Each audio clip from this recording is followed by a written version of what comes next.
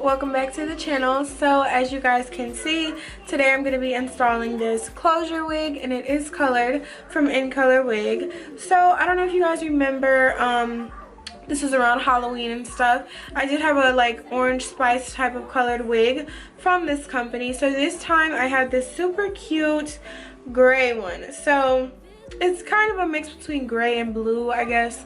The lighting is giving a little bit of a different type of hue, and I'll also include a video showing the hue that I got with the Instagram filter. So it's not completely like light gray, it's kind of in between. Like at different angles it looks darker, and at some it looks lighter. So please excuse the music you guys hear. It is Coco Melon, my son's TV. I'm like right by his room. So I just wanted to hop on and talk about this unit.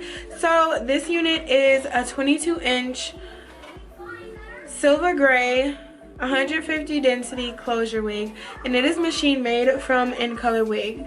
So firstly, shipping, it took about, I'd say it took around 3-4 days, not long at all, and it was via DHL. So this wig is available in 14 through 22 inches, so you get a decent amount, and I'm just going to show you guys. This is how long it is on me. So it's pretty long. For the most part, it's actually to my rib cage, so yeah, definitely pretty long. So it is under $300. That's also great.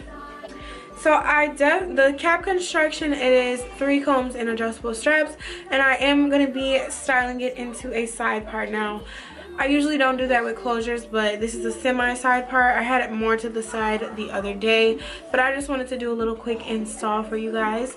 So I'm going to show all of this, but in packaging in the box, it was a wig cap and a scarf from the company, and that wig was also packaged really nice, so thank you guys for that.